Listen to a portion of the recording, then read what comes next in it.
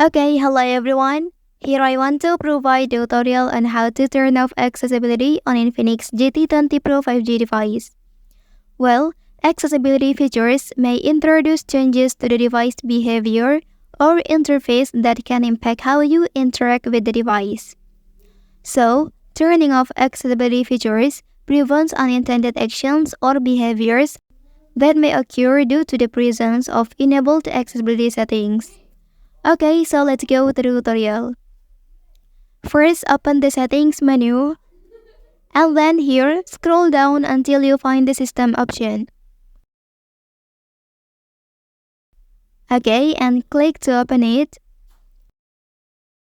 So, in the system settings, locate and click on accessibility. Okay, so here please scroll down, and you can click this menu. Okay, after that, turn off the accessibility feature by toggling the switch to the off position. Okay, disabling accessibility options removes any customized accessibility settings or features that were previously enabled on your device.